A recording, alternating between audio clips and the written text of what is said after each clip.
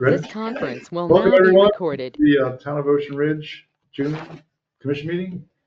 Kelly, would you take the roll, please? Commissioner Ayala, Present. Commissioner Hutchins, Here. Commissioner Cassidy. Here. Vice Mayor Cos Here. and Mayor Pugh. Here. Let's stand for the Pledge of Allegiance.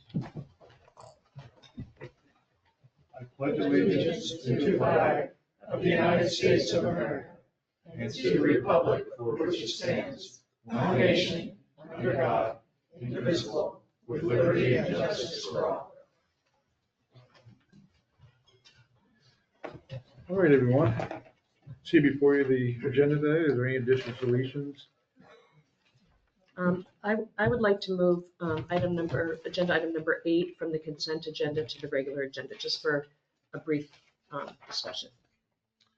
Sure. Kelly, do you have a pen? Somebody took it out of my book. Yeah. I have my special pen in the book. It's gone. This is not special. Thank you. Oh, That is a special pen. It's Ocean Ridge. Oh, the other one. That's what I got. The other, no, that oh, one. the other one. Is that Ocean Ridge too? Yeah. It says Cosmedia. It's Cosmedia, that's my company. This here, you want the Ocean Ridge one? No, Give I me use the back mine. Cosmedia one. This one, right? All right, so we're moving the number 8. 8 to the regular. Yes, please. We make that number 16, or you make it number before number 12? Whatever you. Well, let's make it prior to number 12. Okay, so we'll make it number 11A. 11A. All right, anything else? All right, hearing none, is there a motion to accept the agenda? I move we accept the agenda as amended. I second to accept the agenda as amended. Okay, motion second, any other discussion? Hearing none, all those in favor signify by saying aye. Aye. Motion carries. All right, presentation proclamations. Lori's not gonna be here? No, she's been called to Tallahassee. All right, great. Great. We Thank think you. she's gonna be back in August. She's coming back in August? Okay. Great. All right, announcements. Kelly. The meeting schedule for the next month is as follows. The regular town commission meeting, next one will be Tuesday, July 8th at 6 p.m. The town commission budget workshop number 3 will be also on Tuesday, July 8th at 2 p.m. The next code enforcement hearing is tomorrow, June 3rd at 10 a.m. The planning and zoning commission meeting will be Tuesday, June 17th at 9 a.m.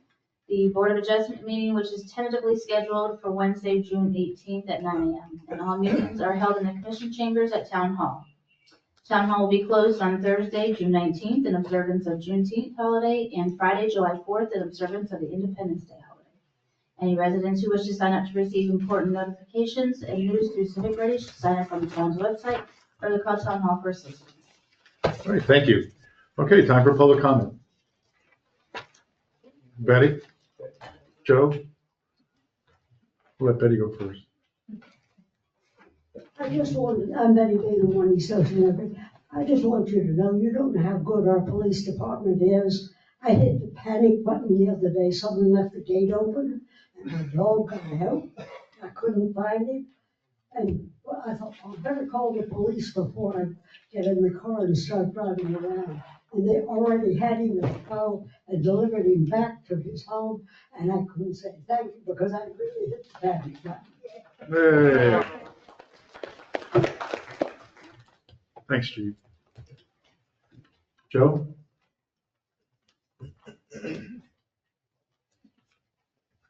Joe Belmonte, 5600 North Ocean. I want to make a comment on something that Jeff mentioned, not last meeting, but the meeting before, and that was about Dog Beach. And I can remember the days when Dog Beach allowed a few dogs, and I used to go to the end of Old Ocean and jump in the water and swim toward the park. And why do you do that? Because number one, the little drift is usually going from north to south. And then when you get tired of swimming, the lifeguard is right there. But then you walk back over the park area and you get into that little area that was Dog Beach. And there always used to be 2 or 3 dogs there. And we all grew up with dogs. We just loved them. And when the dogs are on the beach, they're non-territorial. So all they do is jump on people and lick you in the face. And then one day there had to be 5,000 dogs there all of a sudden, and more dogs. And I said to myself, and this is what I'm getting at, is where do these people park? And of course, the dogs got so plentiful that the county closed that part of the beach to dogs. And I realized that they were parking at the park, and that's what park means, where you park your car with your dog and let them out. They used to cross the park and then go on that part of Dog Beach. And then remember, the bank used to be across from the deli, and people used to park there on the weekends. And then I realized that during the summer, about 2/3 of the people from Briny Beach go up north. So you've got all these beautiful parking spaces on the beach, and people used to park there and bring their dogs to that little part of Dog Beach. And then as you start coming north, now that we go over the bridge, there are all sorts of apartments there. And where there used to be a lumberyard, there is now a covered parking area where anybody can park because of the businesses there and bring their dog and walk over the bridge to the beach. And I'm saying all this because a comment was made that we should allow dogs on the beach because there's no place for people to park from outside of Ocean Ridge. And so I'm going through the parking areas. So we have 2 big buildings over there now where people can park or live and bring their dogs over the bridge. And then as you start coming north, you have all the people near the Banana Boat, all those areas which weren't there 20, 25 years ago. And they can bring their dogs over to the beach. And then as you come north, you have the Hammock Park where people can park and they just cross the road and bring their dogs through the woods. And then you have the park, the Inlet Park, where people park and bring their dogs. So if we allowed parking or dogs on the beach, we would have a lot of dogs. And of course, what I left out is this park right over here where people are coming and bringing their dogs in the morning. And in my household, we have an equal household. My wife and I wake up about 5:30 in the morning and she goes to the beach to watch the sunrise and I go to work. So that's the equality that we have. And this morning she came to me and she says, "Do you want to see this picture of what I almost stepped in on the beach?" And I said, "No." And that was the end of that, but she was really upset about that. And really the point that I want to bring out is that a lot of people are bringing their dogs to that park. And there's, we're looking at over a couple of hundred parking spaces. And if you count all the areas that I brought in, there are a lot of parking for people to bring their dogs to the beach. And we all love the dogs, but as we should take a lesson from what Jeff was talking about, where Dog Beach just got overrun with dogs and they had to close it because it was too much. So my point is that there is a lot of parking for people to bring their dogs to the beach from over the bridge and within Ocean Ridge itself. Thank you. Thank you, Joe. Terry?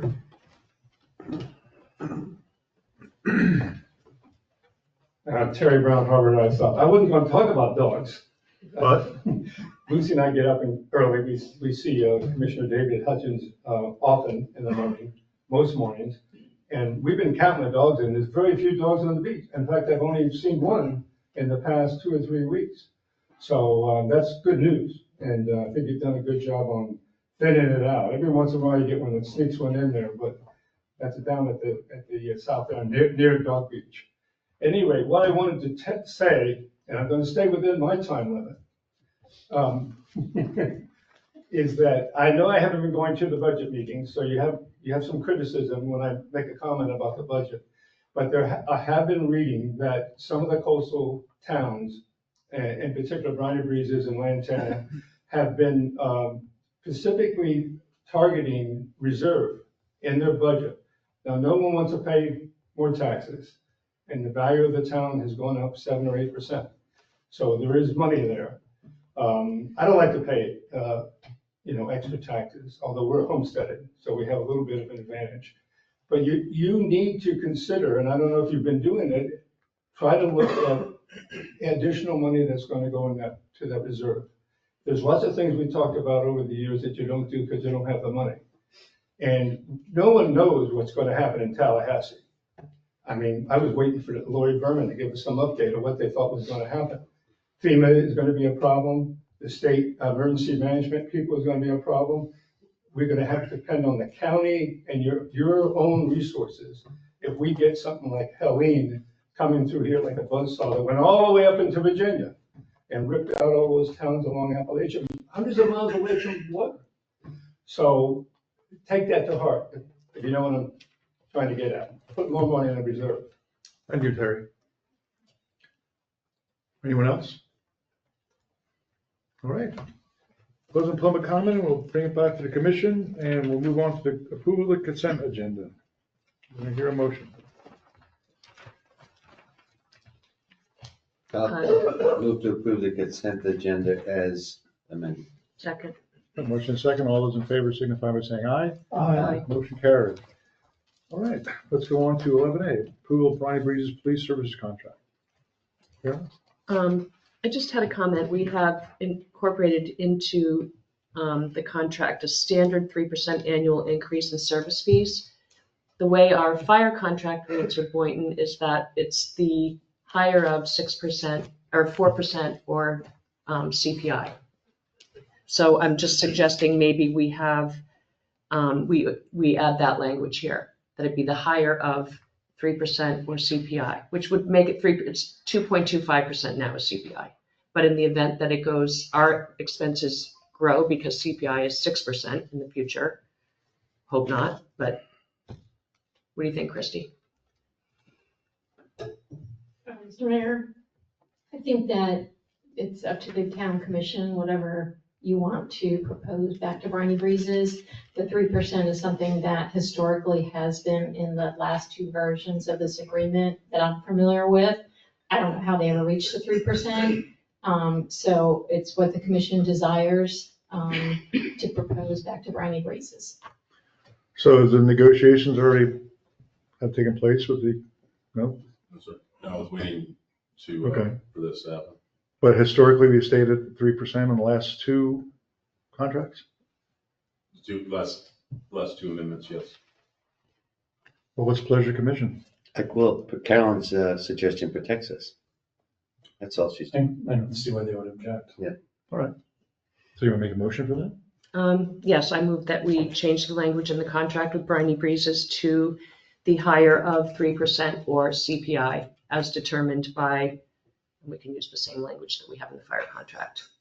Second? It's from the US Bureau of Labor Statistics, the metric that they use. I second the motion. All right. Public comment? All right, hearing none. All those in favor signify by saying aye. Motion carries. Thank you, Carolyn. Mhm. All right, appointment of an alternate planning and zoning board member. Michelle? Mr. Mayor, Commission, Kelly has new information, a new name to add to the roster for your consideration. Initially, we had no one, and then we received an application, or I'm sorry, a resume and a letter from Lynette Bosch. Gustafson? I couldn't think of her last name right away. And I have placed her resume and her letter in front of you guys and for your consideration. Is Ms. Gustafson here? No. Okay. Does anybody know Ms. Gustafson? I do. I know her. So is she a viable candidate? Yeah, absolutely. Okay. So this is the only one that's come through? Right. All right. So if you want to make a motion, let's go ahead and. I move that we accept the resume and appoint her as, it's an alternate, right? Correct. Second. All right, motion is second. Public comment? All right, without any discussion, all those in favor signify by saying aye. Aye. Motion carries. Thank you, Ms. Gustafson. Thank you. All right. Chief, welcome. Thank you. Thank you very much. You're gonna cue me up. Good evening, Mayor, Vice Mayor, Commissioners, staff, and citizens of Ocean Ridge. My name is Hugh Bruder. I'm the Fire Chief for Boynton Beach Fire Rescue and also for the town of Ocean Ridge. So I was asked to come today and give a presentation on the concerns that were identified and what we as a fire department in cooperation and coordination with your interim city manager and your utilities Director Bill Armstrong at this point to try from a fire perspective what we can do to help you through kind of this rough spot until you get this infrastructure fixed. Next slide, please. So essentially what I want to do is discuss with you all a little bit of a timeline of how we got to where we are today. So back in November of 2024, we received a request from the town of Ocean Ridge to attend a meeting to discuss the water capital 10-year improvement plan as well as fire suppression needs. On 11/14, after that meeting, we requested and then subsequently received the fire hydrant flow data. On 11/19, we attended another meeting with your city engineer and your then city manager where we sat down with this hydrant data and we began to collaborate on what we can do to look at where you were going with your program. And at that point, it was asked, my opinion was asked, looking at the hydrant data, kind of where they thought maybe they should go in terms of, in the future, in terms of how to repair, the necessary aging water infrastructure. So at that meeting, though, we discussed the grants and appropriations. Apparently, there was about $70,000 authorized by the commission at that time for some prior repairs, if the number I was given is correct. The town had requested a GIS shaping file so we could actually look at the flow hotspots of your hydrants. The town requested clarification from the Boynton Beach Utilities Department as to whether or not the subaqueous lines would support additional fire flow. We then utilized aerial photography and we met to discuss the core flow, in particular the concerns that we identified over in the Hudson area and some of the issues that we identified with with the report from the vendor in terms of maybe how specifically they might have looked at how they flowed these hydrants.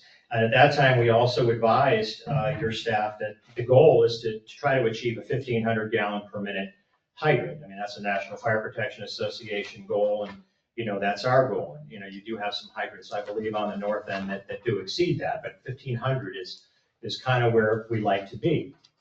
But subsequent to that meeting, from a risk perspective, my job as your fire chief is to make sure that I'm managing the risk from the fire and EMS side, whether that's fire risk, whether that's EMS, emergency medical services risk, or whether that's the risk that occurs on the waterways, because we do have quite a bit of calls that do occur on the water. So at that point in time, we went back and we decided, well, let's come back, let's have another meeting, let's really sit down, let's dive into all this material, look at the hydrant data. And then subsequent to that, my fire marshal, John Raybuck, came out and actually did some hydrant flow testing at that time. And I believe if you would flip to the next slide. So this slide kind of gives you an example of the flow data, and this is just kind of a very small sampling. And since this happens to be in the area of our greatest concern at the present moment, you'll see what the hydrant flows that were reported by your vendor. The second area there was my fire marshal actually going out, and we used an NFPA method of using 2 fire hydrants so that we could actually look at residual flow and then look at actual fire flow. So if you look at that data down there at the bottom, you'll see that we still had a fail on this particular hydrant. This was the hydrant on the corner of Hudson and North Ocean. So we tested all of these hydrants because we wanted to see exactly what we were looking at. And can you click the next slide, please? Okay, so once we've identified this particular area, we realized that it's going to take some time for the town to acquire the necessary funding, whether it be through utilization of your ARPA money, which I believe at the time I was told some of that ARPA funding was used for the initial infrastructure upgrades, and then however else you all plan to do that. My job is just to help you get there. So we have to be able to prepare if we get a fire in those areas. And it's obvious from my fire marshal coming out and looking at the data that you had inadequate flow. So what we came up with was, if you go back to, actually, if you would please go to the next slide. Okay, if you look at this slide, you'll actually see where you can see from Ocean Avenue down to the south, you'll see 2 hydrants there that are in green. So those hydrants are actually on good mains and they're providing adequate water supply. But if you start at the north, if you would with your mouse for me, yeah, if you start at that north hydrant, so essentially what my fire marshal and my fire operations staff has done is create a tactical fire plan, which would be that if we have a fire in any of these residences that are affected by this hydrant area, that we're actually going to do like a hydrant bypass, so to speak, and we're going to lay hose from the green hydrant to the red hydrant. We went back and we tested, Bill Armstrong was with us and a bunch of your staff, and we went back and we tested doing this method of feeding this secondary hydrant to see if we were going to get adequate flows. Once we fed the second hydrant from the first adequate hydrant, we did find that we were getting adequate flows. To all the rest of the hydrants on Hudson? Yes, Okay. yes. So we're getting adequate flows, but we've also come up with secondary tactical considerations where whether we're coming from the south, we could always catch that hydrant from the south. We can also shuttle water. We do have 6 fire apparatus, so we have plenty of water supply if necessary, and we throw all hands on it. But the fact that we can catch that north hydrant, I think, is definitely good for us. What we cannot do, unfortunately, is draft. And draft was one of the things when this was identified that's an extremely viable source of getting water. We basically can get up close to a body of water, whether it's a pool or even in salt water. We'll draft out of salt water if we can. The problem in this area is we really, all hands were on deck here. We went out and saw where could we, and actually if you go to the end of Hudson, and then you go also to the end of the street that's next to Hudson, I was trying to see how can we get our apparatus near that salt water? Because as much as it's very difficult on my $1.5 million fire trucks, or our $1.5 million. I'm going to say it's ours, right? It's all ours. We're all paying for it. Obviously when a life's in jeopardy, it doesn't matter how much a piece of equipment costs. But unfortunately, drafting is not a viable option. So we had to come up with a way that we could either lay fire hose into these areas or go ahead and do shuttle operations or a bypass. We've also taken the extra steps of setting up the hydrants in these locations by pre-connecting to them. What we have are 5-inch Storts connections, which we'll use to connect to the hydrant. So in this case, the hydrant is already set up for us. Once we get there, we can connect to the hydrant, lay out our hose lines. Now, there's a drawback that our longest hose lay is 2,142 feet. That is if we cannot do a bypass. So, but from all of our testing so far, I think until you all, however you decide as a body to, and however you decide when you look at your plan as to what you're going to do first, I think that obviously increasing the main size to that area is going to be vitally important. But I think we have a plan in place that the residents can feel safe, that if there's a fire in this area, we're going to be able to get to it and put it out as quickly as That's a possible. question. Yes, you may, sir. Did you said that you go from the green hydrant. Do you have to, I'm asking for a friend, if you happen to be at the very end of Hudson Avenue, do they have to run the hose from the green hydrant all the way down to that last hydrant, or can they hook into any of them and then it flows? That's correct. So actually, if you look at the hydrant that's just on this map in particular, and for those in the room, if you look at that very north hydrant, so the plan that we had, if you go back to Jimmy Buffett Highway there, and you go south from that hydrant, we'll connect to that next hydrant, which we're calling the B hydrant. And so once you connect to that B hydrant, we can actually have an apparatus go right to the fire scene. So if you're at the end of Hudson, we can catch that hydrant there as well. But we're actually training our folks to go ahead and lay hose in, because we don't want second chances. The quickest way to get the fire out is to get the water on the fire. So, we've trained every single one of our shifts. You all have probably seen us come out here quite a bit because we wanted to make sure that once we've implemented this tactical plan, that then our folks were trained up enough that they can do it with their eyes closed. So basically it's a bypass from the green to the next red. So if that gives you proper flow, that indicates that the pipe in the ground has issues between those two. Yeah, and again, I don't have all of the correct data, just like I don't really have any updated data on anything north of Ocean at this time. I don't have any of that data, so I can't really comment on. But it would indicate if you could bypass and get full. Correct. So, I would think that if you look at between the two, as your fire chief and as someone that's been doing this a long time, to answer your question without looking at the data, I would tell you that the main between Ocean and then that south hydrant down on the bottom by the public beach is an issue.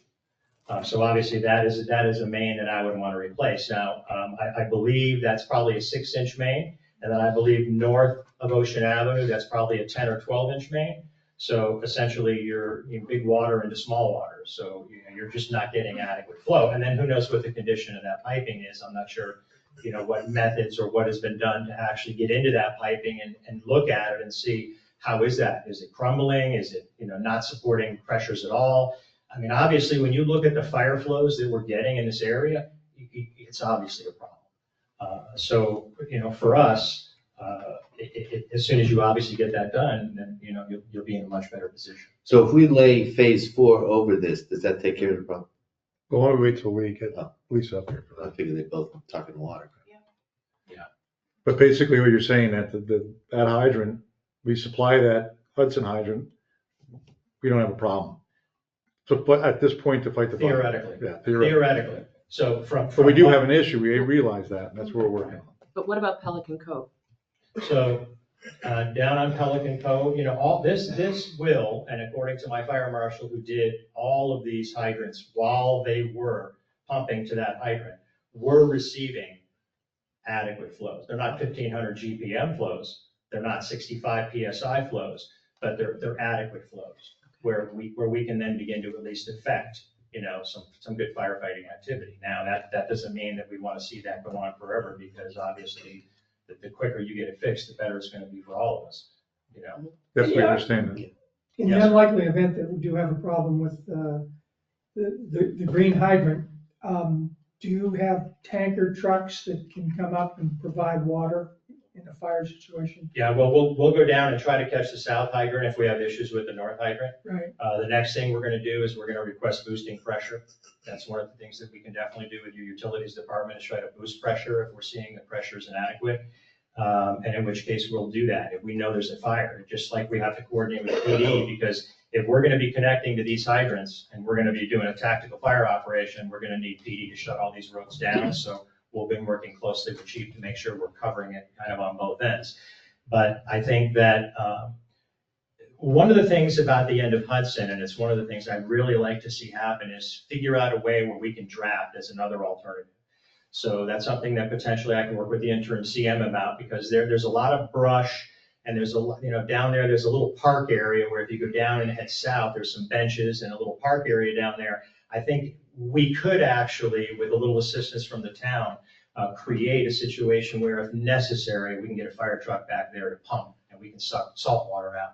And that again would be just one more tool in our tool bag. What you're talking about in Pelican Cove, because the end of Hudson, we're gonna be building a new seawall. We would lay hose. Wherever we could find the best source of water, we'll lay to the fire. Okay. Yeah. And we do carry 825 gallons per truck. So, and typically most house fires where, typical house fires, your dryer fire, your kitchen fire, and a lot of these fires, we're not even seeing maybe 2,000 gallons to put the fire out. Now, if it's 3 o'clock in the morning and the alerting system didn't go off and, the fire has been able to get through its incipient phase and get kind of large, well, obviously we're gonna need more water. But I would say the vast majority of fires that we encounter, and that's across the board everywhere in South Florida, most of them can be knocked out relatively quickly and with minimal water. Chief, when you said lay hose, so if you lay hose from the green hydrant and then run it down Hudson, does that come out at 1,500? If you don't connect up to another hydrant and you just. I'm sorry, the GPM flow or the length of hose? No, GPM, I was talking. We didn't lay the hose and test. What we did is we fed the hydrant and then tested the hydrants for flow. For us to lay out 2,000 feet of hose and shut your roads down, I don't think your residents would be very happy with us doing that. And we would have taken that next step because if we wouldn't have gotten by feeding the second hydrant from the first hydrant, if we weren't getting flows, there's no doubt about it. The next tactical consideration is to lay the line in. And if it's 2,000 feet, it's 2,000 feet. Okay, got it. Yeah. So I'm not asking for a friend. There's 4 houses at the end of Hudson. They're literally on the intercoastal.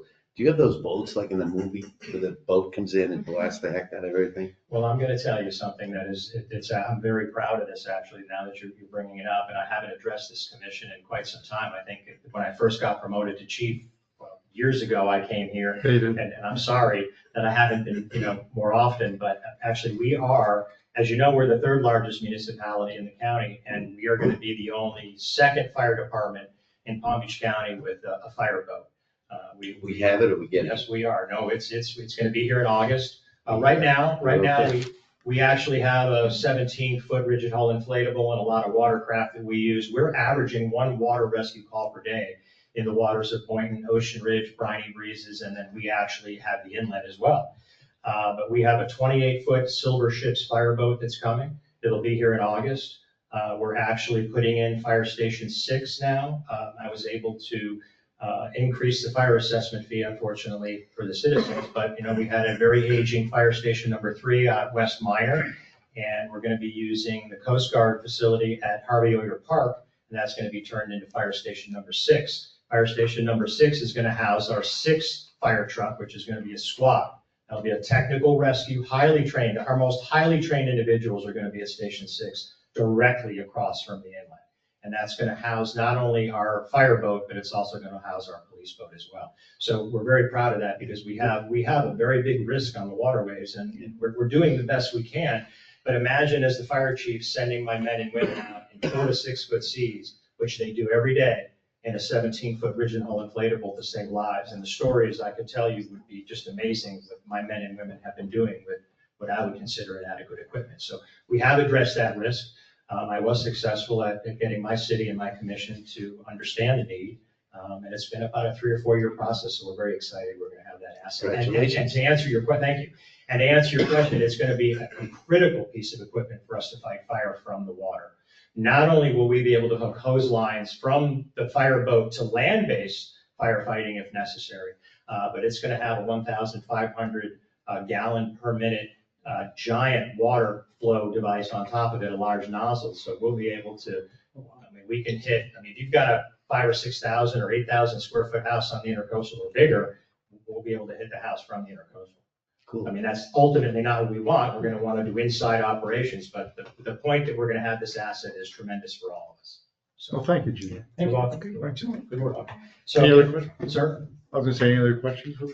Yeah, so if anybody doesn't have any more questions, that's really essentially, where we're at. We've worked together with the town, to identify this issue. We're moving forward. Your staff is moving forward, and at this point in time, it's up to your staff and yourselves to make the decision on really where you want to go next. I can sit there and look at these charts, and as a fire chief say, well, I would go here first. But again, we're open to continued meetings, and I'm available to your staff 24/7. If they need any further advice or counsel, we're here for you. Thank you very much. You're welcome. Any other questions? Thank you for coming. Any other questions? No, and thank you very much to staff. Staff's been amazing. Bill and your interim have been really good, and we really appreciate our relationship with the town as well. Thank you very much. Thank you. I'll remain here in case anybody has any questions after. Okay, thank you. All right. That dovetails right into our next water main modernization, phase 4. Michelle? Mr. Mayor, Commissioners, as you can see in your backup information, I included the report from Line Tech, which is the organization that responded as a result of the meeting that was held between when your former town manager was in play and before I came in play, when this commission decided to move forward on that issue. And the report back says that it is time basically to move forward, which is in alignment with your own plan. So at this point, we're looking at your water main capital improvement plan, and we're just looking to expedite this one phase. And we feel, after speaking with our town engineer and after speaking with the fire marshal and the fire chief, that it qualifies under the emergent event issue. And with that, Christy and I are asking for you to acknowledge that so we can be exempt from certain procurement rules to get going right away with surveying and design.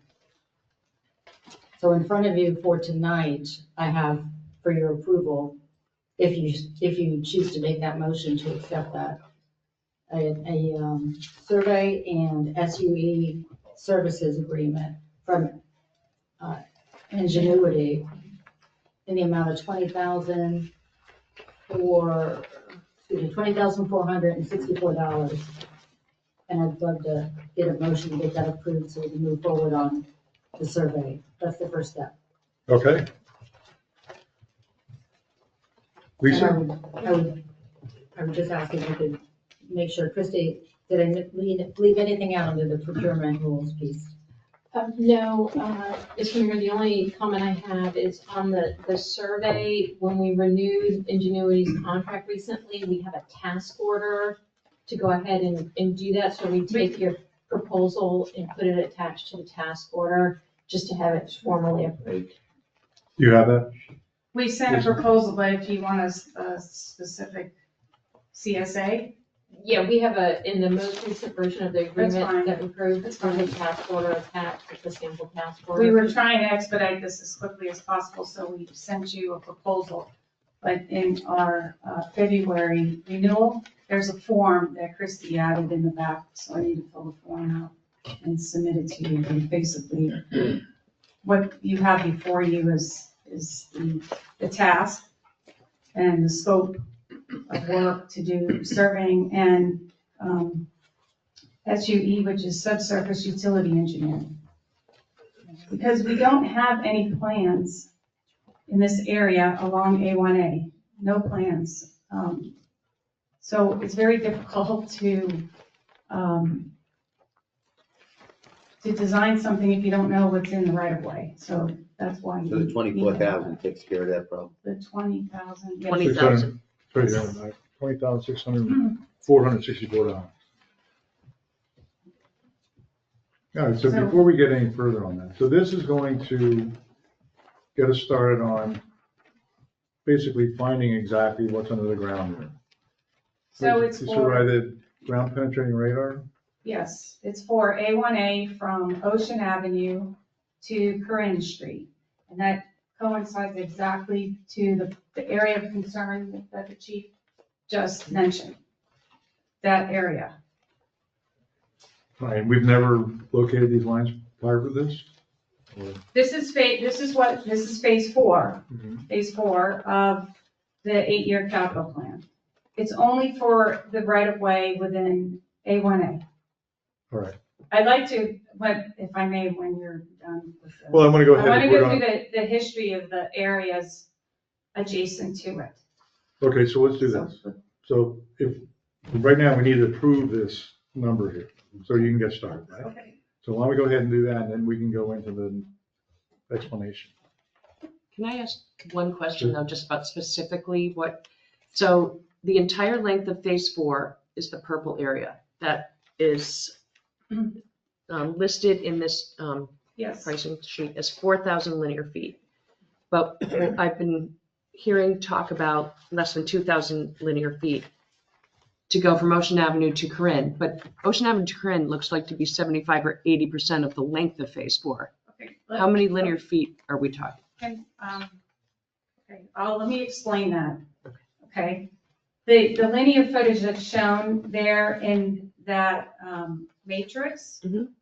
is for planning purposes for us, when you all had asked me to calculate how much it's going to cost approximately for the entire 8-year capital plan, okay? So the linear footage on that matrix is the linear footage of pipe, not the linear footage of road. There are two pipes, Correct. Got it? Where? one on the west side, one on the east side. Yeah, it's a loop. For Yep. phase 2, that's why phase 2, look, and phase 4 has a 2-inch line on one side Yep. in some places and a 6-inch line on the west side. Yep. So to be conservative, so you all can use those numbers to find a funding mechanism, we were very conservative in our estimations to create that matrix. But when we finally do this repair, do we think we have to do 2,000 feet or 4,000? Well, if you Or we don't let know. me, well, I would. We're trying to approve the, Well, we're just gonna approve, at least what we're gonna do is approve the study to get that, survey. the survey to for get that the done. Length of road, which is 1,900 linear feet, not the length of pipe, Okay. pipes. But, I mean, here's maybe a elementary question, but in listening to the chief talk about going from a large pipe to a small pipe and then you lose flow, and we've had that issue in other areas of town, wouldn't it make more sense to just continue with one 10-inch main and Yeah. abandon the 6 and the 2? Probably, It has to be, model, but yes, probably. We did that in the north end. The Yeah. north end, if you recall, was a 6-inch Yeah. line, cast iron pipe. We had no plans. There was another line on the west side, and those plans were done in 1994, when Ken was mayor. That pipe was in good condition. Mhm. The pipe on the east side, however, was not. It was only 6 inches.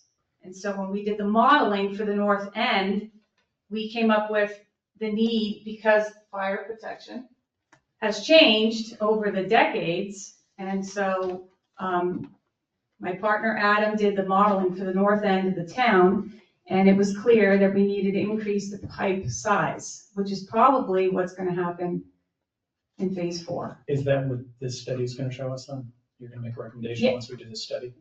Yeah, yes. I mean, the first step is to collect the data. The first step is to get the survey done. Right. From Ocean Ave to Corinne. Right. That's about, $20,000. that's what that is. That's And $20,000. then from that, you'll be able to tell us, yeah, let's go with the 10 or whatever. Right, so then the next step would be to model this portion of the water main, which is what we did in the north end, with the flows that we know that the chief had explained, and then come up with a design like we did in the north end. But To- the to chief put was in- on the east side of the road when he was discussing it. Are you only talking the east side of the road, or are you talking the east and the west? Okay, so when we did phase 1, it was on the east side of the road. Okay, and there was actually a fire watch. Remember those days?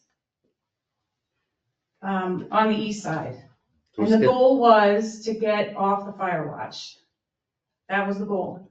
Okay, so we proposed a 10-inch HDPE pipe, and that's what's in the ground right now. And they're, as far as I know, are meeting the fire flows in the north end. Right, maybe I misspoke. The chief was talking the west side of the road, was where we have flow issues. That's what the green Correct, and the that's red- phase yeah. 4. Right. So That's phase 4, that's phase 4, great. Yeah. Does phase 4 This also proposal's about include phase the 4, east? yeah. yes. Doesn't- What? I'm It doesn't sorry. include the east side of A1A. Well, so we're gonna get survey and Sue information on both sides, okay? So we're gonna look at it, the whole thing. All right, well, hold me a second right there. Mhm. So we're all on the same page. Right. The survey that we're gonna approve is for finding out what's on both the east and the west side of the road and what exactly is under the ground. Correct. That's it. And then we do okay, this is how we're gonna fix it routine. Right, correct. Which might be replace the two. We might replace Yes. both of them. Right, and that's why the linear footage in that matrix looks more than the linear footage of the road between Got Ocean Yeah. and Corinne. Makes Right. sense? Right, but see, that's the thing, we just want to make sure we're all on the same page on exactly what the 20,464 is for. And that's what it's for, to locate, determine what is actually there on both sides of the road. Correct. It's also to get elevations, it's also to show edge of pavement, it's horizontal locations and vertical locations. Thus the ground And trenching and radar, subsurface. right? Yes, it's Okay. everything. All right, so that's what I'm, okay, so once we do that, once we approve this, then we can move on to now explaining to us, moving to phase 4 and what we're gonna do with that. Yes. That sound reasonable? Yep. Yep. All right, so would anybody like to make a motion regarding that? I move that we approve the design scope of services with Ingenuity in the amount. Mayor, we're looking to approve the survey and the SUE. That's line tech. That's in front of you for Ingenuity. Okay.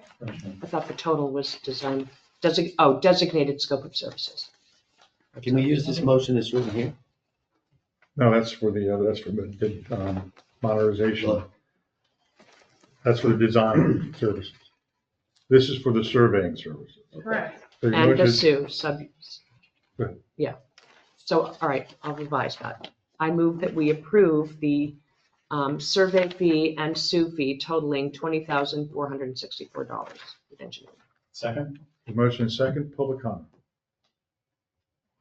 All right, hearing none, all those in favor signify by saying aye. Aye. Motion carries. All right, Lisa, now on Okay, to, let's talk about phase 4. let's talk about phase, Because the area of concern that the chief was talking about Well, wait, lies let within me phase 4. interrupt you.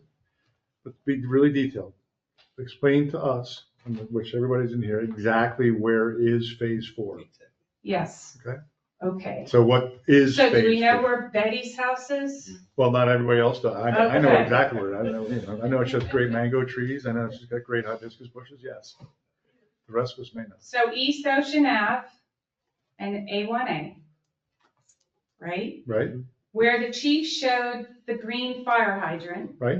okay? Is from there, phase 4 goes all the way down to Thompson Street. Yeah. Thompson's Okay. right past Corinne. Hang on. Right. On the west side of the road or Well- possibly both sides? Possibly both sides, That would but be- the That's west my side question. is I the want to know if side. phase 4 was just the west side of the road. That's not the. No, it could be both sides. Exactly. That's why the linear footage is 4,000 linear feet. To be conservative, because it could be on both sides, Okay. okay? So Got does it. that make sense now? Ocean Ave to Thompson is phase 4. The area of concern is Ocean Ave to Corinne, which is not all of phase 4, but close enough. Okay? Yep. So I actually have good news. The lines on A1A, we don't have any plans, east side or west side in phase 4. Okay, so ultimately, in the lease, the 6-inch line is going to have to be abandoned. We're gonna have to model the system and upsize it for a new line. I don't know if it needs to be on both sides or on one side. Oh, can I do this if I may, Mayor? We're doing what now? Can I please introduce my Ingenuity team real quick? Well, Joe, let's go ahead and finish your explanation. Your explanation was going in a direction. Don't stop what you're Okay, doing all right right. now. Well, I'll wait. I'm sorry, guys. So you were saying So- that there are no plans, which means there are no physical plans like these Right, that show the lines. that show the lines, that show the age, that show the pipe type. Right. Okay, but we had the same situation in the north end on the east side, where we had no plans. And only knew that it was a 6-inch pipe, cast iron. But we had fire flow issues, right? So now we're in phase 4, okay? Let me walk you through the history, which is good news. If you can see on the map, where Ocean Avenue is, where the purple, I brought you all a new map so you could see a little better. Where the purple area is, thank you, Kelly. Let me walk you through a little bit of the history, because the good news is the areas for the most part, on the west side have plans, and the pipes still have a good lifespan, service life, okay? Okay, well, hold on. So now I'm confused. Because we had you earlier just said we have no plans at all. Okay, we thing, have but- no plans on A1A. Right. Phase 4. And now this purple line is not A1A? Yes, it is A1A. May I finish? Yes, I'm just, Thank you. it's getting a little disconfusing. It's not confusing. Let me just say that if you look up above, on the west side, this is the area of concern that the chief was talking about. Okay, the first road is Hudson. Hudson goes east and west. The good news is that pipe was replaced in 2004. My firm replaced that pipe, okay, in 2004. Now, which one exactly? Yeah. The one that runs on Hudson, east and west. The whole length of the street? Correct. Okay. Okay? Uh-huh. That's why when you Right, bypass. that's when you bypass, it fills all the hydrants up. Okay. As you go south, Pelican Cove that you were talking about, we have the plans for Pelican Cove. Those plans were done in 1980, still not that old. Some people may think it's old, but it's not. There's 6-inch PVC pipe there that pipe is within its lifespan, its working lifespan, service life, okay? Keep going. Keep going, okay. As you continue south, the other issue was Edith Street East, right?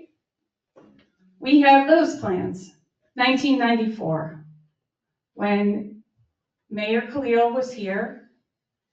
He approved replacing the pipe in that area. Good news. Just on Well, Eden. the whole commission. No. Just on Eden, so that's north. This is the area of concern. I'm talking about the area. I was on the same commission. No, but you No, just you have said to take Edith it down. Street, not Edith Edith. Street. is I know where you north are. of where the, I know. All right, so Edith That Street doesn't is show. a good pipe. Oh, yes. Edith Street is a good pipe, but it's also in the area of concern. So what other good pipes? Angle, I'm just kind let of me moving along a finish, little bit. please, if I may. Angle Drive to the south, Mm-hmm. another one. That was also done in 1994. Oh. Okay, so the good news is the area of concern that goes beyond A1A. The good news is all the pipes that are there. We have plans, they've been designed. Their service life for those pipes are still good. Great, which means Great. doesn't have to be part of the design process in the budget. That's what you're saying? Exactly. Okay. Okay, so what we have left is A1A from Ocean Ave to Corinne. Mm-hmm. We also found out that there's a small portion of water main in an alleyway behind Betty, between Hudson and Ocean Ave, where a small footage of water main still remains and is still connected to this 6-inch A1A pipe. Lou, or Gemma and myself, Lou's part of my team. He's a PE and a past utility director in Coral Springs and Riviera Beach. He has over 40 years of experience. This is part of my team. Went out there on Saturday. It appears that there's an old line, possibly only connecting one resident, that needs, in my professional opinion, that needs to be disconnected immediately. Well, how can we shut off somebody's water to their house? Well, I mean, immediately in that, no different than moving forward with phase 4, we need to disconnect that alleyway line from the 6-inch line. As we do our survey, as we follow through with the plan is to get the survey, then start the design. I believe we should disconnect that alleyway. Whoever's on that alleyway pipe that we have no plans for, should be connected to the front of each road, whether it's Ocean Ave or Hudson. We have 2 mains there, and people should have their water meters at the front of their property and be connected there. So do you know how many water meters are in the alleyway that feed We that way? only found 1 meter in the back. And then it dead ends, the pipe? I believe so. It's hard to say. The pipe's underneath the ground. It appears to end. So I'm confused. The Uh-huh. 2-inch line that is in the alleyway, I thought we had correspondence from Boynton Utilities that it does not connect into the main on A1A. It has to connect. Somebody's using it for drinking water. It connects. I know that, That's its water source. Yeah. lemonade. but they confirmed that it could in no way affect the pressure. Well, That may be, but that doesn't mean that They said, Someone should- they said it wasn't causing the problem, but that doesn't mean it doesn't connect in. correct.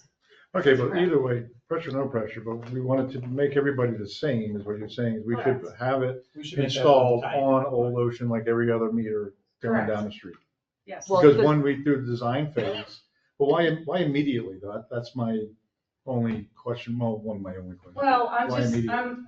you know what? I'm excited that this commission is finally looking at the water distribution line seriously. For all the years that I've been here, some commissions never funded anything with respect to water distribution.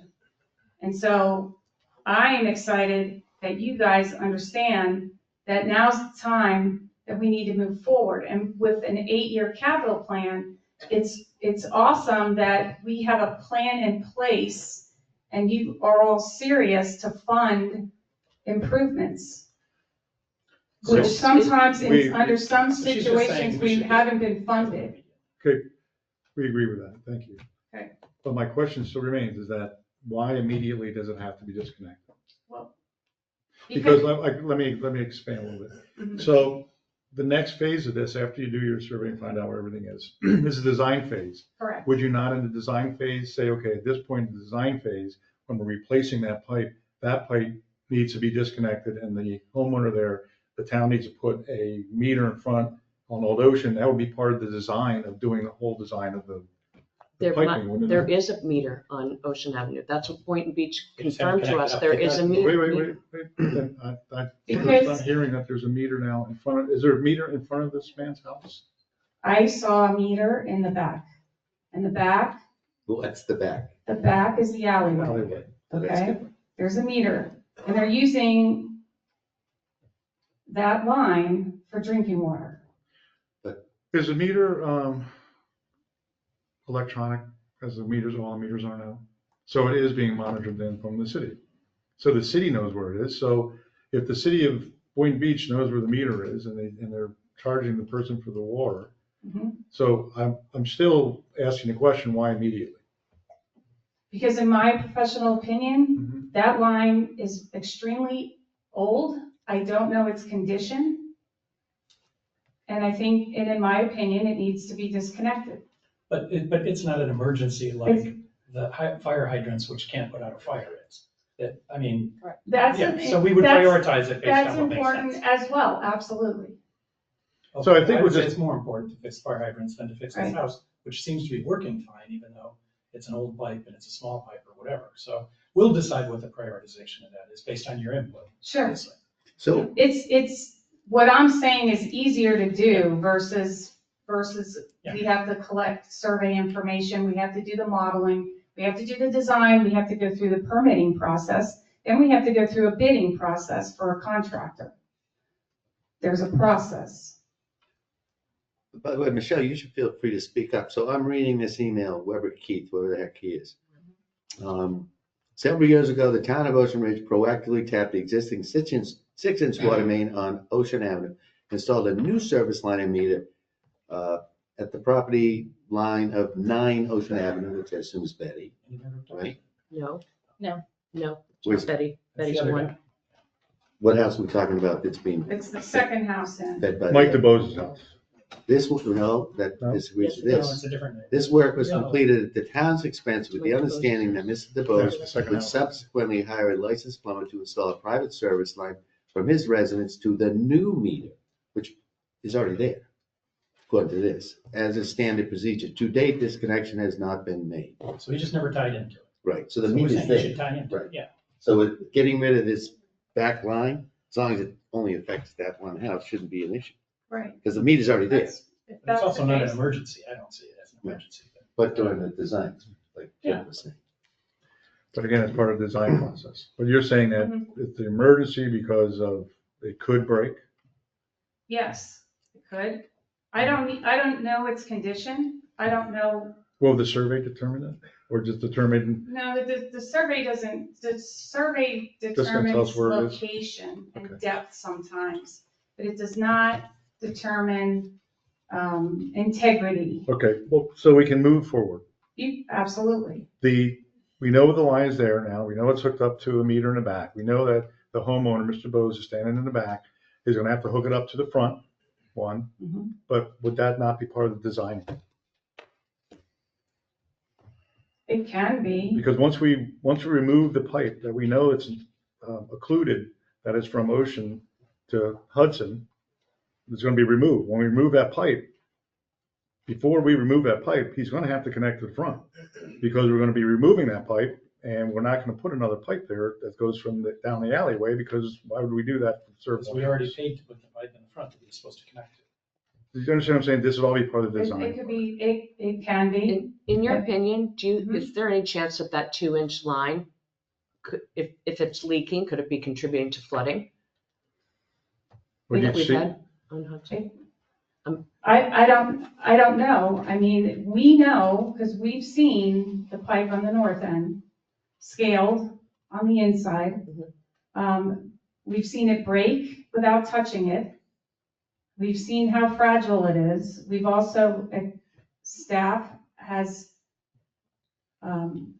constantly, well, not constantly, but periodically has endured water main breaks. And typically, it's on these older pipes where we have no plans Mhm.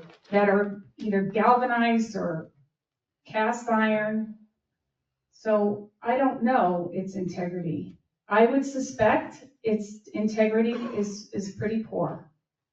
Because we don't have any plans, because it's galvanized pipe, and because we have found a way to give everyone on Ocean Ave access to water, clean drinking water in the front of Ocean Ave and in the front of Hudson.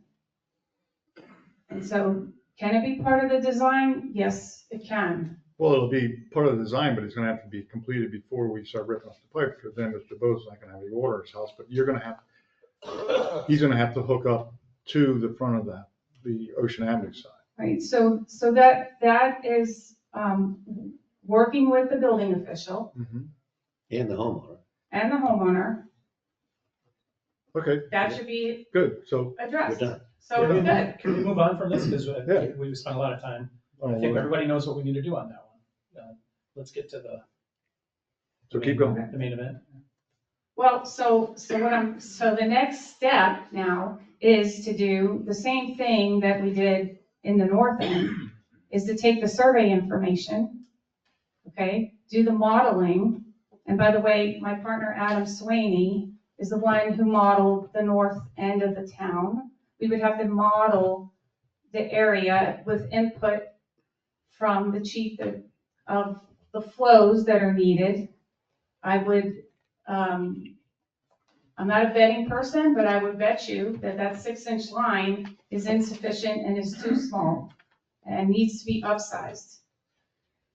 Okay, And so, so the next step would be to model the system, design the system, permit the system, and then go out for an RFP, request for proposals for a contractor. I thought this I was thought we were gonna emergency. circumvent that because Yeah. it's an emergency. Oh, I'm sorry, I don't know about the procurement part, but you'd have to we'll get a contractor, maybe we could bypass that process. I don't know, that's a Christie question. all right, so And we, then- so I And think then we, get it and get this moving as soon as possible. fantastic. But we need to Okay. have a survey first. Absolutely. Which has been But- authorized. Michelle, isn't there a second part of this where we Right. authorize you Well, to, that's. Right. That's to enough. accomplish what Lisa's asking about the planning phase? Can I just make sure I understand something here? So you gave us good news that we've got plans, and we understand about the pipes and the age, and they're all good news within Right. their useful life. They might be getting towards the end of it, within useful life. We don't know about the one going on A1A. That's the one you have to do the survey on.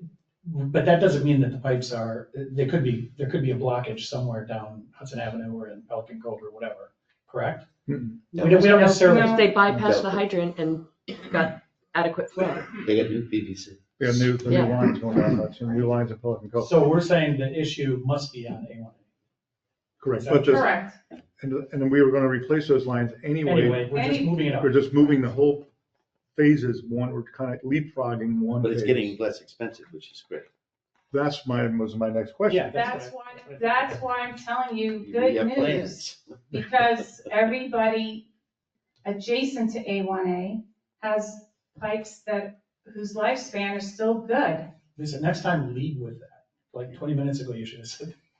All right, so I think we've got it right now. Yeah. So my next question would be Michelle.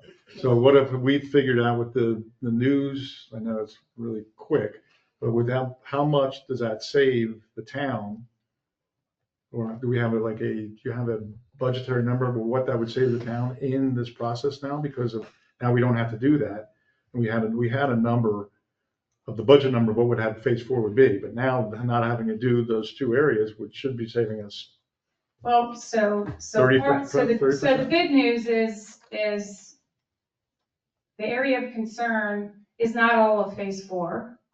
So it stops at Corinne. So that's good news because the Well, length we're gonna is go all the way to less. Thompson. Yeah. Yeah, we're going all the way to Thompson. I think that's your decision if you want to Well, go that's all the what way to it Thompson. was originally part of phase 4. We're going to keep it part of phase 4. And the fact that we now know that we're going to be saving ourselves some money, not having to go down Hudson, not having to go to Pelican Cove, why would we not Or go Edith. complete the whole phase 4? So Michelle, if we Yes, moved on to phase 4, basically what we're approving here is the hiring of a qualified, how did you put that?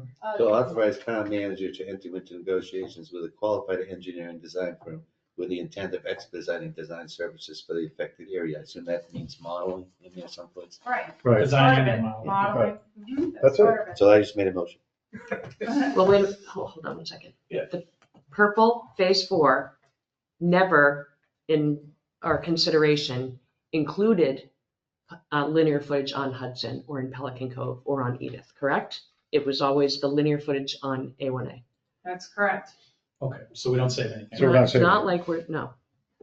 That just Well, means we didn't have to survey it and figure it out. Okay, And Mayor, so we're not just, saving that much money. I just want to also point out that on the, on what we just approved, it does say 1,950 linear feet. Right, that's from Ocean to Corinne. But that's road. you think. Yes, but it's not But to it's not for a Thompson. survey, so, before we leave the meeting and then go back and then you end up sending me, you know what's gonna happen, right? So So, I just got a contract approved that you sent to me, it was a proposal right, for under 2,000 square feet, even though I questioned the 4,000. We didn't talk about the fact that it was both sides then. And so now, this that is a survey for the entire area, both sides, both sides, yes. for half the amount. Do you want Well- to check that before? No, yeah, Linear that's, footage of road. it's linear footage of road, which is 1,900 linear feet from Ocean to Corinne. And, If the commission chooses to go to Thompson, which is all of phase 4, then that linear footage would be a little bit more than it was before.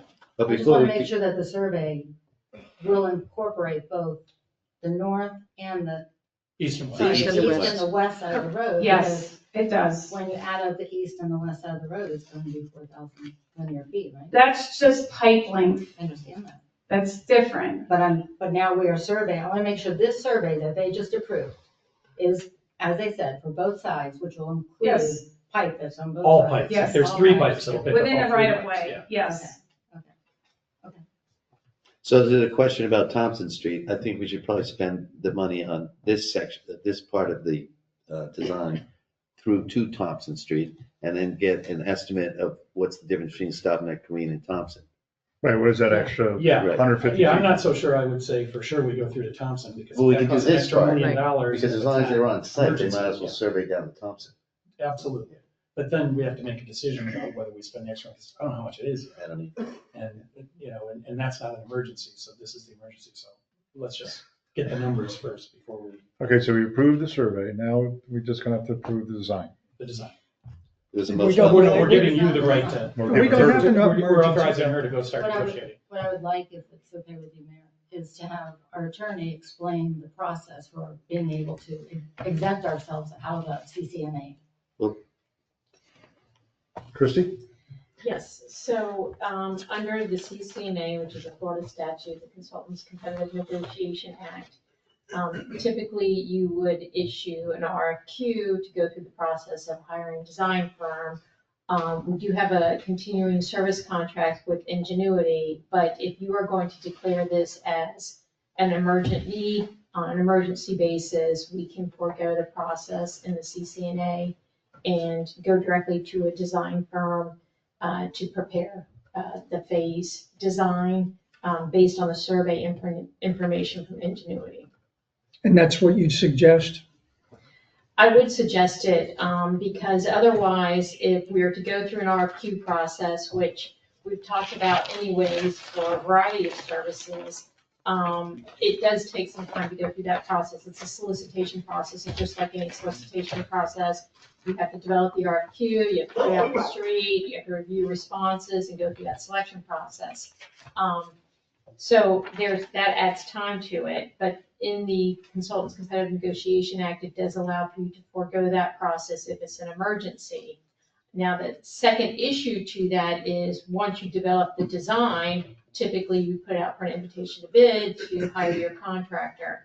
Well, in this case, again, if it's an emergency, you can forego the Florida statute that requires all construction roughly over $200,000 to go through a solicitation process. You could forego that process as well. So do you need us to declare this an emergency as a commission? Yes, I do. So how do we do that?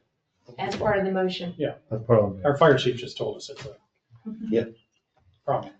So as part of this motion, because it sounds like it's actually a broader motion for the emergency for the whole entire I project. think our first step will be to find the design firm and to see what that's gonna look like, because the process that Michelle and I have talked about to include Ingenuity and other design firms is to sort of figure out who has the ability to do this as quickly as possible, at a rate, because it's unlike the Consultants Competitive Negotiation Act where you hire based on the most qualified consultant. You don't hire based on rates. Well, if you can bypass the CCNA, you can go directly to a firm and ask them, how much will this cost? All right, so we're doing this in phases, just like we're doing the water. And as I recall from north end of town, wasn't that whole RFQ, RFP process costly? It was like $75,000. Well, we did use Ingenuity directly under their existing continuing services contract and then put out an invitation to bid based on their design. Which, remember, unfortunately, we had to do it twice. Do you remember, Christie? Yeah. So it's a burden on staff and legal and engineering. But this will speed the process, not having to go through. Right, the- exactly. Correct. In each phase. In each phase, right? That's what I'm saying. It saves a lot of time. But we can embed the word emergency into a motion versus a separate motion? Mr. Mayor, if it's okay, I would be more comfortable with two separate motions. Yeah. So what I said earlier, the first motion would be motion to acknowledge the emergent event as described this evening. That could be the first. So moved. Second. Motion and second. Public comment. Back to the commission. All those in favor signify by saying aye. Aye. Second motion, Steve? I move to authorize the interim town manager to enter into negotiations with a qualified engineering design firm with the intent of expediting design services for the affected emergent area. Do we have a second? Second. Public comment? I think just one slight modification. I think we want to get that for all phase 4, Oh, Facebook. which might Which not is the be affected emergent area. You know, there might So, be, it might be 83% of it or something. Yeah. For phase 4. So I amend the motion to be phase 4. You been here a second? Amended second. All right. All those in favor signify by saying aye. Aye. Motion carries. Thank you, Lisa. Okay, and just one housekeeping thing. I did public comment. Michelle mentioned it. The proposal for surveying and Sue is not all of phase 4. So that $20,000 proposal will be a little bit more to get from Corinne to Thompson. All right, well, Because you're saying all of phase 4, not. We're doing this part all phase 4, but then when we actually go to do construction, we might only do to Green. So can we simply make a motion that says that the town manager has been given authority to go to $30,000? Right, and it's a prorated linear foot. It's like an easy 20,000. multiplication. Another 10%. Is that where, Christie, we just amended? So I amend the motion to make it so that the town manager can spend up to $25,000 on surveying. Second, Is there a second? Second. favor? Public comment? No, sorry. Back to the commission. All those in favor signify by saying aye. Aye. Motion carries. Thank you, Lisa. Thank you. Thanks. Mr. Sorry we Mayor, didn't get to hear Commissioners, from you. Blame her. Well, she brought you, so that's half the battle. I think it's important, Mr. Mayor and Commissioners, to reinforce the fact that you're working with the city of Boynton Beach, hand in hand, your staff is, and the fire rescue, to ensure that this is, while it's an emergent event, we're not concerned that this is going to interrupt life in general and put anybody at additional risk. And that is really a big thanks to you, Chief, and your team for making sure you're taking those critical steps in communication and training to ensure that we don't have any issues. Yeah, thanks. Yeah, I think Thank you. Chief made that very clear, and thank you so much. When that boat comes in, are you gonna have like a Yeah, you're show gonna the come public boat? We'll have cocktails on your dock. A very big. Do a ceremony. Yeah. You know, what's cool is fire departments from all over bring their fire boats. It's gonna be a really big deal. So gonna be a fire boat parade? Wow. Okay. Yeah, it's cool. Cool. All right. All right, let's move on to the approval of the ordinance. Kelly?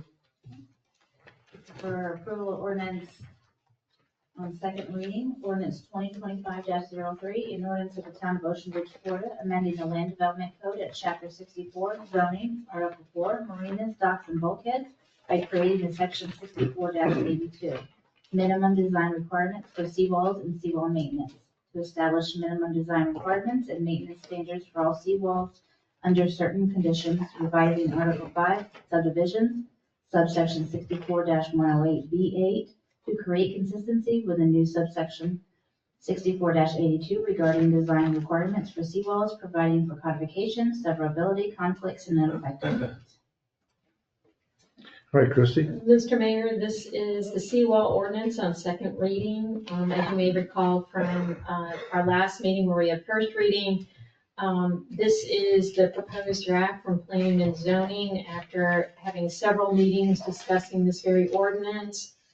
As I mentioned last time, the initial reason for this ordinance was to try to raise up the seawall height so that there would be a standard minimum for all those seawalls, including seawalls that are substantially repaired or improved. The Planning and Zoning Commission got into quite a discussion about some other technical issues that could be added to this, and it started to evolve into something that could be much more technical than the version provided here. Planning and Zoning Commission recommended to take this version to the Town Commission with the understanding of recognizing that there's probably some technical issues that need to be addressed in this. And in discussing this ordinance with you in our one-on-one, I know there are some concerns with some questions about technical issues. I'm happy to discuss the technical issues or take direction from the commission back to the Planning and Zoning Board to have them start studying those technical issues and come back with some amendments or simply see how this goes.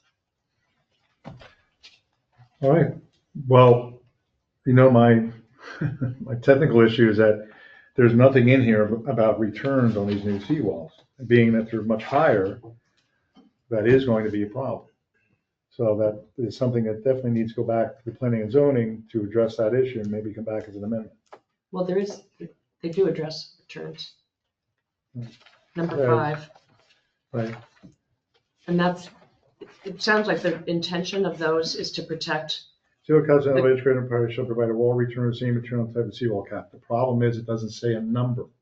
Without a number, you don't know return. Is return 6 inches or is it return 5 feet? And it's intended to protect the property of the person who's put in the seawall, correct? Correct. It also And protects the neighbor. the adjacent neighbor, because remember the seawall now, to a neighbor that's at 6 elevation, Mhm.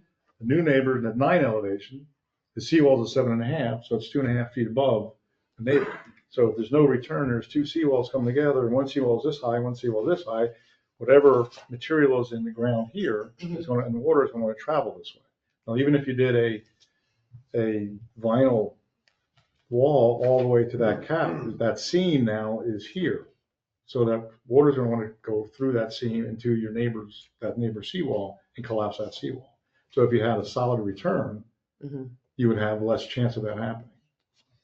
So it's something technical that they should really look at. So we could pass Pass this the now. height.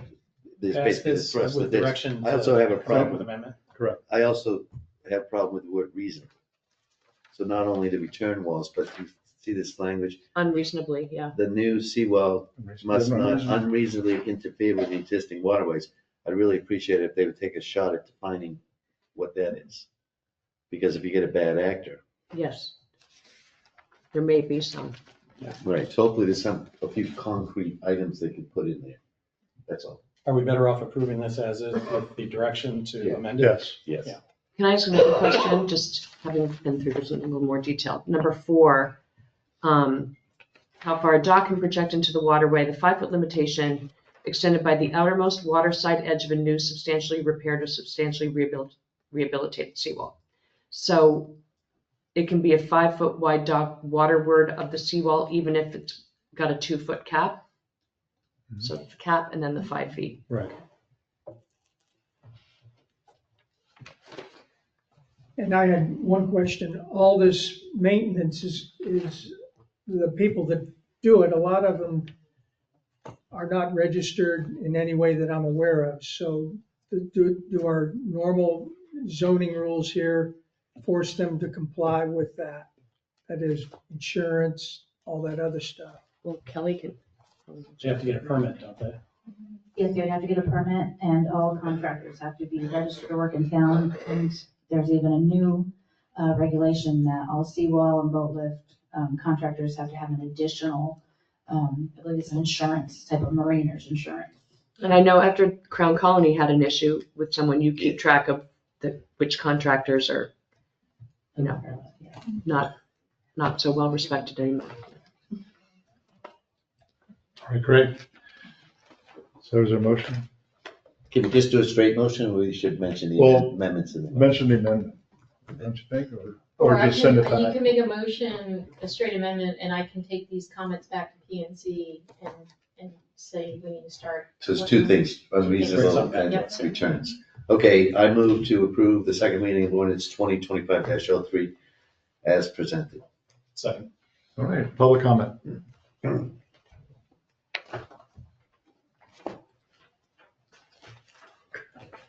Just a quick Terry Brown, Harbor Drive South. I don't have a seawall, so it's like a neighbor. I know neighbors that have seawalls.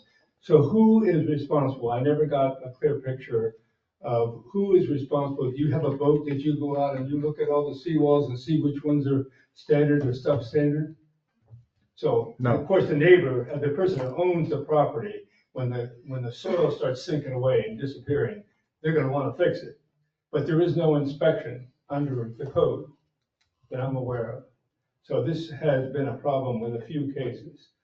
And then they're supposed to get a certified engineer, as you point out. And they weren't doing that either. Thank you. Thank you. Okay, Good evening, Ken Khalil, 86 Island Drive, South, on the P and Z.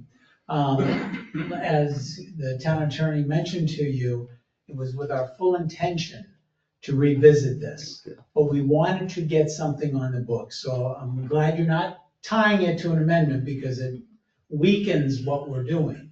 So I'm glad you're passing this in support of it, knowing that we need to look at some of these other things. But when we started to go down the path of looking at some of these things, it created other issues. So there's more to it than meets the eye. And right now, the proposed version you have gives the staff enough flexibility to deal with the myriad of new seawalls that are being applied so we can deal with it. And if it gets to a certain portion, it comes to the P and Z for review. So we can deal with it. But to have nothing, we would be in trouble. Can I bother you for one other point? not have to do the seawall. That is partially to deal with this as well, but not necessarily. At the last P and Z meeting, there was a series of 5 questions or something that were asked for the P and Z to answer. And I want to confirm with you what my feeling of it, when you ask a question like that, we're not just gonna answer the question. And there was some question, well, we should just be answering the question. And there's a large part of us that feel no, and especially me, that says it's a broader issue. To look at the entire thing and not just answer a question. So when you pose a question to P and Z, I want to confirm with you that we are authorized to expand that, to look at the other elements that surround that question. so that we're not just dealing with a finite answer. That's a big mistake to do without looking at a broader picture. Just so that there's full clarification of what we are to be doing, because there was that question. I think Any case by comment on case. that? I would assume that we're asking you to at least answer the question that we're posing. Okay, But if you think you should go broader, why would you not go broader? thank you. But hopefully That's it. there would be That's- instances where you'd say, we can answer this question quite simply without dragging in everything else, right? If we can do that, but some of the stuff that we're looking at involves looking at a greater thing, because just by answering a question doesn't solve the problem. And you might get an we might not ask answer. the question in the right way. Correct, because we don't get it. Yeah. exactly. You're not necessarily asking the question in the right way, exactly what I'm saying. Thank you. Thank you. Any other public comment? All right, back to the commission. All those in favor signify by saying aye. Aye. Motion carries. All right, thank you. All right, Michelle. Okay. Well, I want to introduce you all to somebody in the audience, and that is Riley. Riley, if you could wave, so everybody sees you, Riley Chang. And she is a student. I can't believe you made it through the whole meeting. I meant to introduce her in the beginning, and I didn't realize until 3 minutes in, so I'm glad you attended. But she's been in the town hall a couple different days, and really just interviewing me and working within a town hall. She's about to graduate from UF in December. She plays volleyball with UF. She's very tall, and she's very smart, and she's actually considering getting her master's in public administration so that she could give back to the public service. And so I wanted to take an opportunity to say thank you for coming, and please continue to consider public service. Thank you. Thank you. Thank you.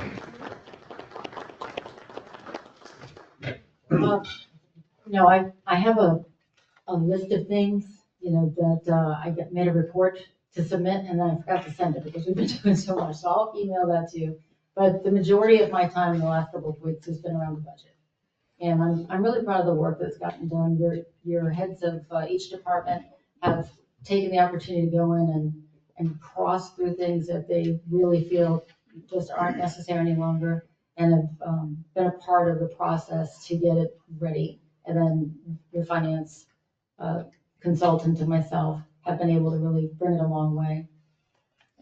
And that's really been where I've been spending most of my time. This last week, as you know, I went to the Florida City and County Managers Association. And while it was a very good learning opportunity, it also was a great networking opportunity. And so for purposes of bringing back names, I do have a handful of people that would be interested in moving forward, should the commission want to continue to move forward in that direction.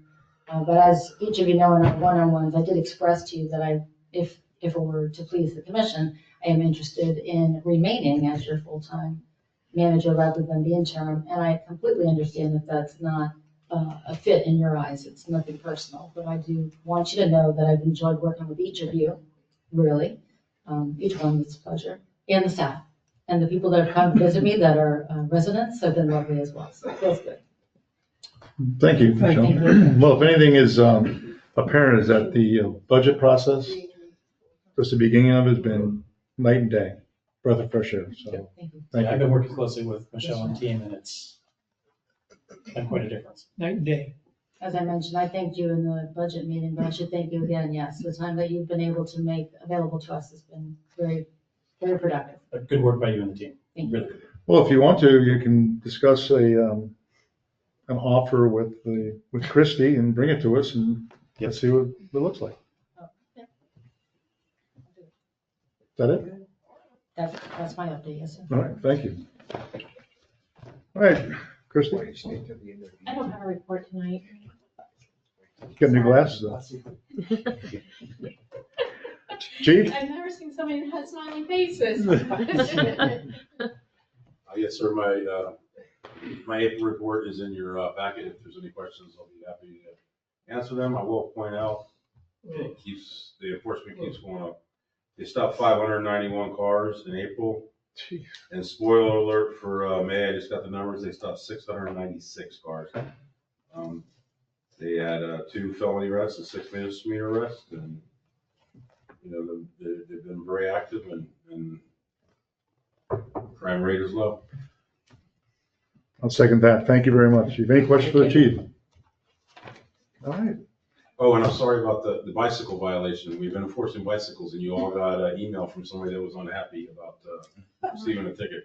I thought you handled that I did. really well, Oh, okay. I did too. really With well. the way he wrote the letter, it sounded like he felt like even electric cars should be able to ignore red lights. Well, that's the thing. I ran the red light, but nobody was around. But the policeman was around, so somebody wasn't.